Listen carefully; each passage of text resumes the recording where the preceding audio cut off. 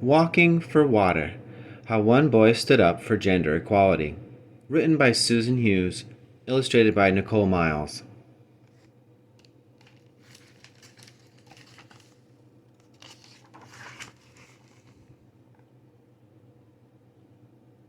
Victor and his twin sister, Linessi, finished their morning chores, and it was time to go. Bye, Mama. Tionana, Mama. Nidima kukondani.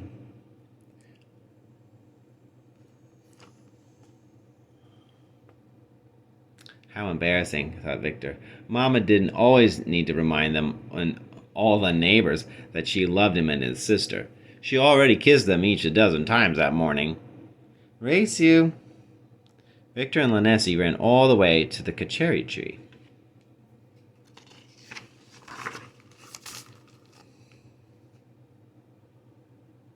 At the tree, Linessi and her friend Anifa knocked their water buckets together in greeting and headed off to the riverbed.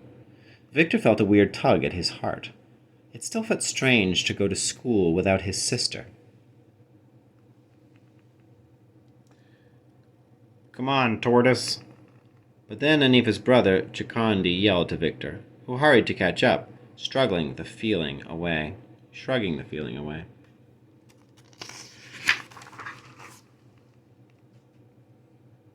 Victor was glad when math time was over. Nothing could make him like doing calculations, but Victor did like his new teacher. Mr. Tambala let the class practice their vocabulary words by using them in silly sentences. The space alien loved the taste of the roasted potato. The snake slid down the slippery slide. And now Mr. Tambala was using funny voices as he read aloud to the class, something their old teacher never did. Victor turned to share a laugh with Linessi.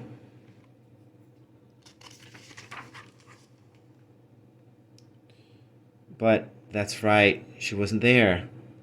Everyone in the village needed water for drinking, cooking, and washing, but there wasn't a well.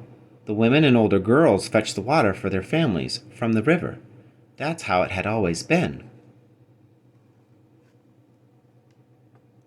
So when Victor and his sister had turned 8 a few weeks ago, just at the start of the school year, Linessi began the daily walks for water, giving Mama more time for the farming.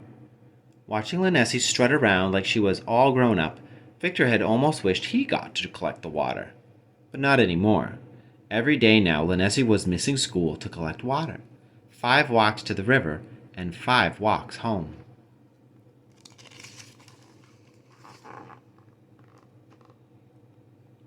Later in the afternoon, Mr. Tambala surprised the class with something new again, something their old teacher had never talked to them about. Equality means everyone, boys and girls, had the same rights. Boys and girls should also have the same opportunities. We'll be talking more about this in the days to come, but first, some homework. Look at your own lives. Think about whether boys and girls are treated equally. Of course we are.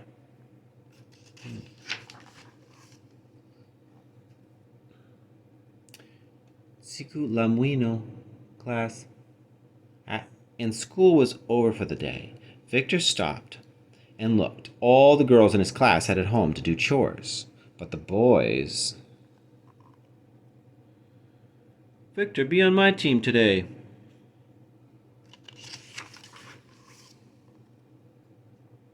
When Victor got home from playing, his sister was there, helping Mama prepare the evening meal. And after they ate, Linessi cleaned up while he did homework. Tonight that meant thinking about whether he and Linessi had equal opportunities.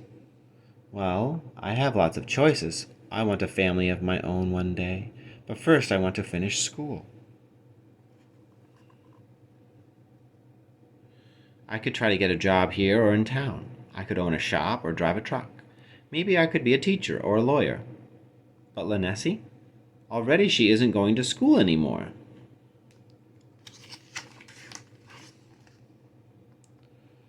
Later that evening, Victor tried to show Linessi what she'd missed in school that day, but he couldn't explain math in the clear way Mr. Tambala had.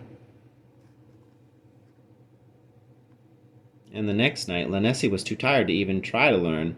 Victor found himself thinking more about equality.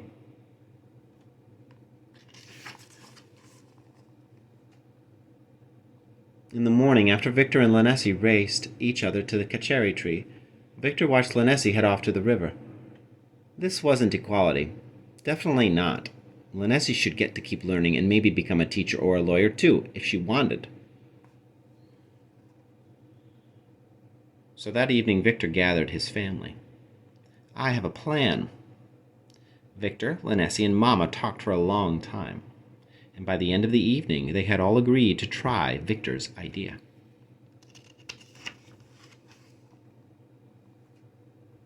The next morning, the twins met their friends at the kacheri tree as usual, but this time it was Lanesi who headed down the path to school with Chikondi. Victor felt a different kind of tug at his heart now. It felt strange to see his sister going to school without him.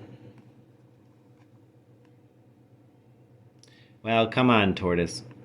Victor agreed and joined the line of women and girls walking to the river.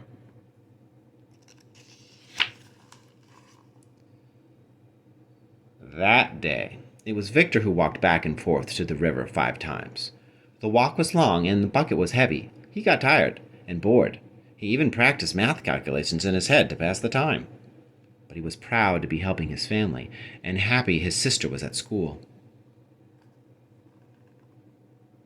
Then, the next day, it was Lanesi's turn to walk for water and Victor's turn to go to school. And the day after that, they switched again, and again, and again.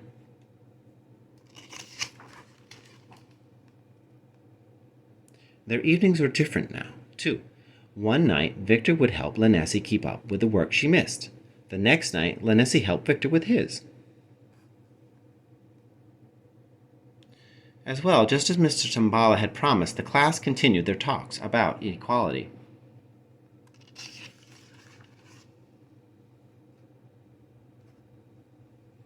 And so, the very next week, there was another change. When the twins arrived at the kacheri tree, they saw Chikondi, not Anifa, holding a water bucket.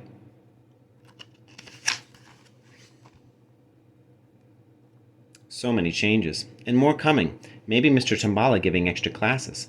Maybe a village well, but for sure more changes to bring equality to boys and girls in the village.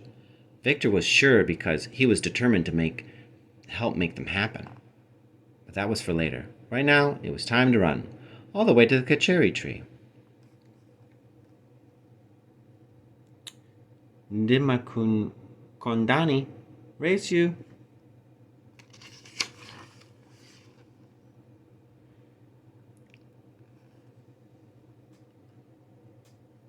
Kacheri, a type of wild fig tree. In Malawi, it is sometimes seen as a symbol of unity for the community. Ndim Makuko Nudani, I love you. Tio Nana, see you later. Siku Labwinu, have a good day or good day.